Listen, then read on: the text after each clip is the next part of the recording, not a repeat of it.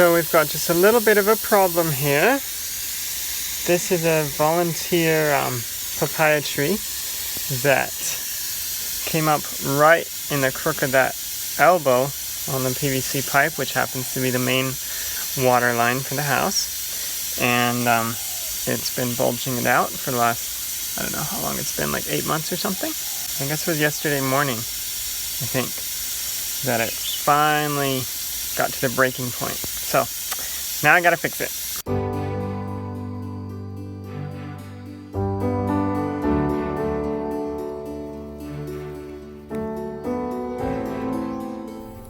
So here we have the pipe job,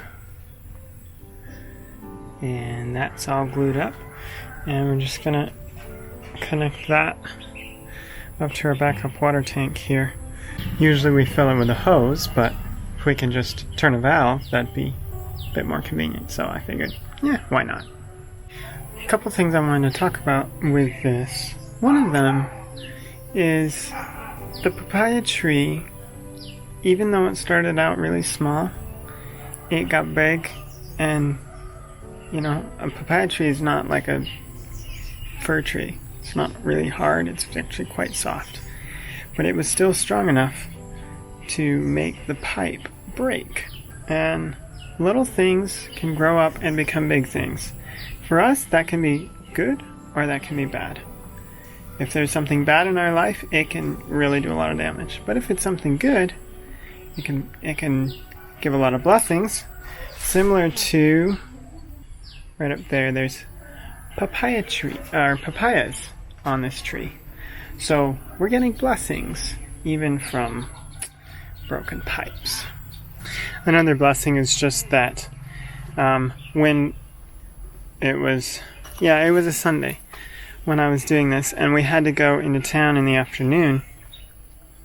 And so in the morning I went and got all the pipe and fittings that I needed, and I put all the pipes together to make sure I had all the lengths right and everything, but I hadn't glued it.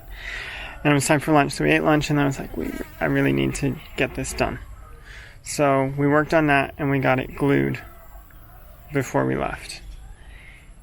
When we were in town, coming back, it started raining, and it was a real rainstorm. Like, I had to slow way down on the motorbike. Yeah, motorbike. Because the raindrops were hurting my arms so much.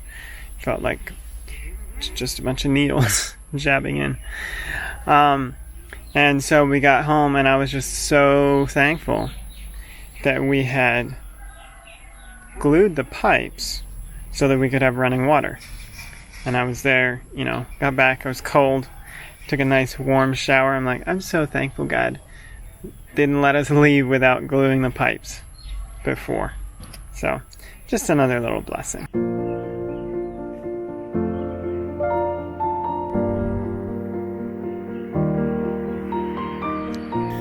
So today I got to go up to where our foundation office is, because they had set up this food giveaway, which they've been doing fairly consistently, I think, up in just the village there where the office is.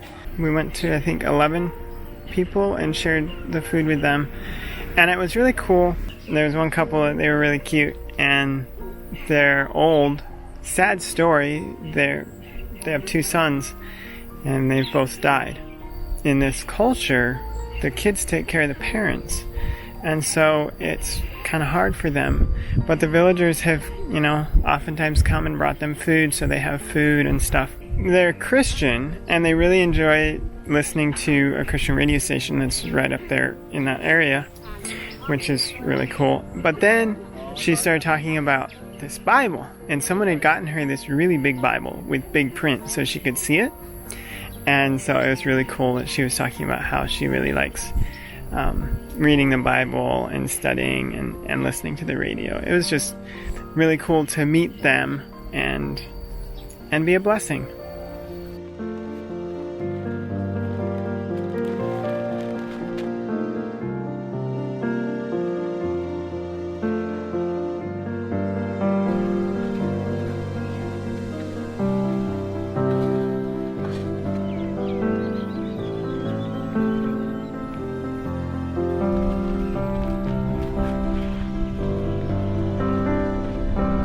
when we were up there, we had just given out the last food.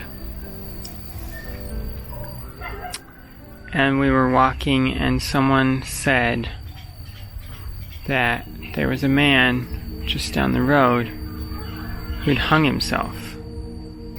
And it's the kind of thing that you can just kind of,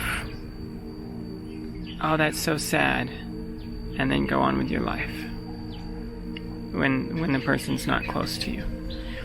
But as I was driving home on the motorbike, I just started to think about that, and it's like, you know, I don't want to just, oh, that's so sad, and move on with my life.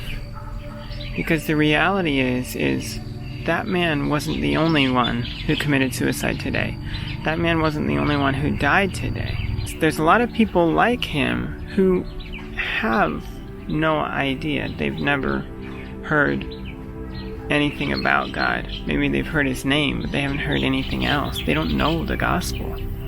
They don't know that you can have peace in your heart despite the crazy world we live in. And I was just thinking, man, how desperate would you have to be to go and kill yourself? How hopeless. And yet we have hope. We have hope in God. It was just a really, I don't know, I'm kind of grasping at words right now.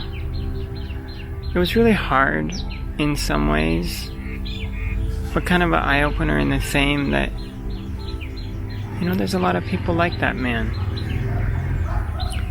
There's probably a lot of people like that man who haven't committed suicide and aren't really planning to, but have the same hopelessness that he was most likely feeling. Those people need Jesus. They need Jesus in their life. How can they believe in someone they haven't heard of? And how can they hear without someone to tell them? And how can they tell them if they're not sent?